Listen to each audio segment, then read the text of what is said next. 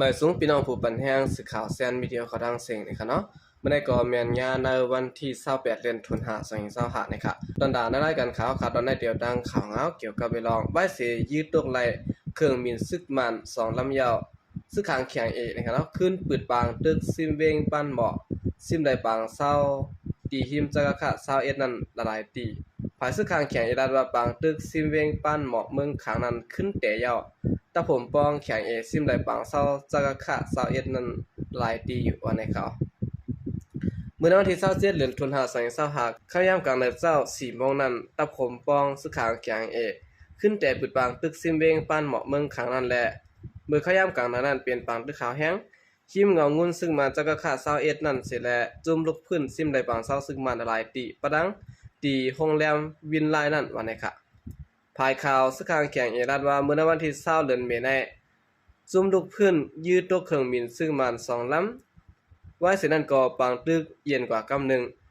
เมื่อในปัดนั้นได้ก็ขึ้นแต่ขึ้นยาวปางตึกตีหิมจักระ21นั้นหาวแห้งเสร็จแล้วต่างตียาวโรงแรมวินไลน์นั่นก็ซิมไหลยาววันนั้นในฝนก็ตกปางตึกก็หาวแห้งแต่อยู่วันนี้ค่ะเมื่อตั้งในซึ่งมันเอาตีอยู่เนอโรงแรมวินไลน์เสร็จแล้วขึ้นตึกหลายตีในเวียงปั้นหมอนันเสียยาวเอาสไนเปอร์ต้นเครื่องลงตึกยื้อตะผมป้องสึกขังแข็งเขาและ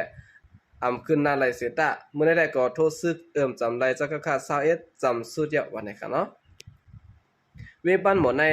ตะผมป้องเขาแต่เขาตึกมาเสียเมื่อในวันที่4เดือนที่10เปอร์เซ็นต์24นั่นเสียบางตึกเปลี่ยนมาเข้าร่างหาเรือนปลายอยู่นะครับภายข่าวซึกขังแข็งรัดว่าเมื่อเลี้ยวปืดบางตึกซิมเวงปั้นหมอไว้อยู่ซิมเอาตะผมโดมจักระ21นั่นกำละลายยาวหนังหือเตซิมไหลเวียงปั้นหมอนั้น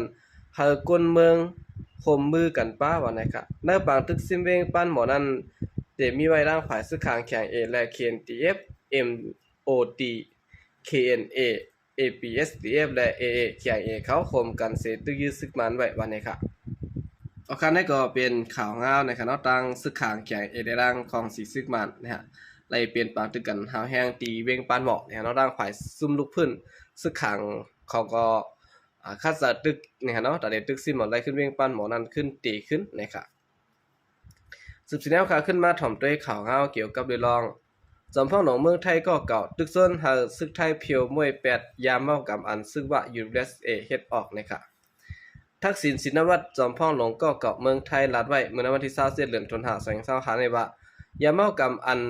ลัดคามแดนดินเสียและเข้ามาในเมืองไทยอยู่ในมันเกี่ยวข้องและเปลี่ยนยานตับซื้อว่า USA เขาเฮ็ดออก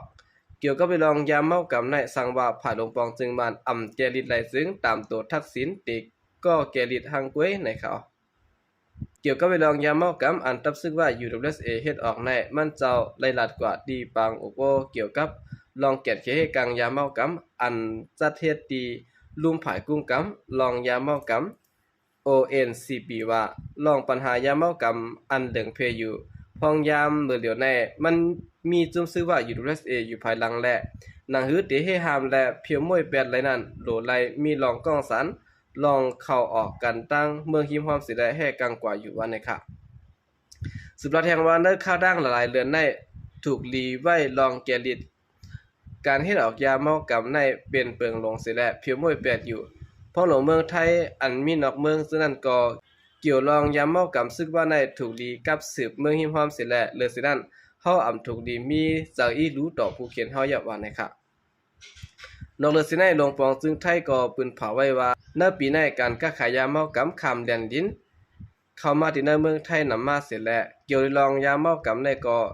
อยู่ดีซึกไทยในดังจุ่มก้ายาเมากำเขากำใกล้ไหลเปลี่ยนปางตึกกันจอมเนอปื้นตีแหลนดินไทยมานอยู่เนอปางตึกนั้นซ้ำอยู่ตีซึกไทยที่ไหลยาเมากำอยู่วันไหนค่ะอยู่ดีลงปองซึ่งไทยได้ก่อจีแน่ว่ายาเมากำอันซึกไทยเขาซิมไหลซึ่งนั้นเป็นของตับซึกว่า USA ในมาอยู่ตาเสกวยกาอยู่ดีซึกว่าเขาได้ก็เถียงคืนและปากแปดลองในขึ้นเนี่ยเนาะเหลือสิแหนมกาเกี่ยวกับไปลองอันตับซึ่งว่าป้วนเปลี่ยนเสียดายเขาปักตับปังเศร้านาดินแทนก็เฮ็ดให้ทั้งสองฝ่ายมีลองเถียงมอกันไว้อยู่นะเนาะ เเดือนโนเวมเบอร์2024ป่นมาในอยู่ดีลงปองจึงไทยตู้ย้อนให้รับซื้อว่า UWSA ถอยถอนปันขึ้นตะปางเศร้าเกาอองตีอันซื้อว่าเขาเลยป่นเปลี่ยนเสียแหละเขาปักเศร้าไว้เนแลนดินไทยที่เนสิดอนไม่ห้องสอนนั่นอยู่ก้อยกาผายซึกว่าย่อมถอยปันแดจังไดเฮ็ดให้ทั้งสองฝ่ายมีลองเคียงแข่งการซื้อกันไว้เนาะเอาคันนี้ก็เป็นข่าวเงาจอมพ่องลงเมืองไทยก็เก่าตึกส่วนหาซึกไทยนะครับเพียวมวย8ยามเฮากรรมอันซึกว่าเฮ็ดออกเนาะสังซึกว่าซึ่งมันเพียวไหลนะครับสุดสิแนวข่าวขึ้นมาถ่อมด้วยข่าวเงาเกี่ยวกับเรลองดิยับไหลเงินไทยหมอก18ล้านอันลูกดีเมืองมันต่อเข้ามานะครับดีนายเสเวียงสังขบุรีเสดานกาญจนบุรีเมืองไทยนั้นตั้งฝ่ายสนับตีเขาดิยับไหลเงินไทยหมอก18ล้านอันลูกตั้งผังเมืองมันเสแลต่อเข้ามานะครับเจ้าหน้าที่บริหารสังขบุรีหลาดกรีดังสื่อข่าวว่าเมื่อในวันที่26เดือนตุลาคม2025ขย่ำกลางในหมอก9โมงพอเมื่อเจ้าหน้าที่เขาเอาโคมดมปรากฏทัดลวดกว่ามาจอมตั้งตีหลานนำกิกน้องดูเวียงสังขบุรีนั้นมีกาโตโยต้าเนาะฟอร์จูเนอร์4ลำหนึ่งนะครับลูกตั้งแหลนดินพระ3สู่คอเข้ามาแลไหลห้องเกิดทัดด้วยจังซ้ำได้หันเงินเจไทยละลายแหนบเนาะใส่มาในทงเขียว2ลูกเต็มปิกนะครับกุนโหกาซื้อห้องว่านายธนวัฒน์อายุ25ปีหลาดว่ามันจ่ายเหตุการณ์การขายในแก่เมืองไทยตั้งเมืองมัน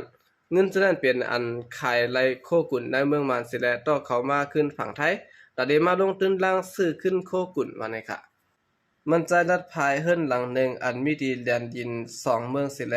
ต่อมาเฮิรนหลังนั้นนาเฮิรนมีผังไทยหลังหนึ่งแทงหลังหนึ่งซ้ำมีผังเมืองมันการลัดเข้ามาที่เฮิรนหลังนั้นไหลปันเจ้าเฮิรน1ปอกละ500วัตต์นะฮะเนาะกูปอกอเฮ็ดนั้นปอกในจังญาติยอบนะครับเงินไทยอันมันจ่ายต่อมานั้นว่า1เฮงที่มีกว่า 15,000 เฮง9ปาก99บาทนะครับว่า5ปากซ้ำที่มีกว่า3เฮง9ปาก90บาทนะครับรวมทั้งเสียงกาขันเงินที่มีกว่าจำ18ล้านบาทนะครับเนาะเจ้าหน้าที่เขาติยับหลายตั้งก้นตั้งกาตั้งเงินเสร็จแล้วเดี๋ยวตั้งพิจำหนังมามีภายคอนกอบอ่ำได้ขว้างเสร็จแล้วต่อเงินออกน้ำนะครับเนาะเตสืบกดทัดป้า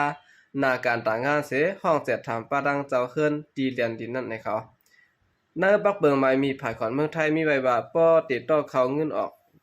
เงินไทยนะครับตีพักดูหลานคามเมืองป้อนำป่วนเส450,000 บาทซึ่งติระย้อนข้างตีของการผายเก็บขอนไหลข้างยาวก็มีส่วนต่อไหล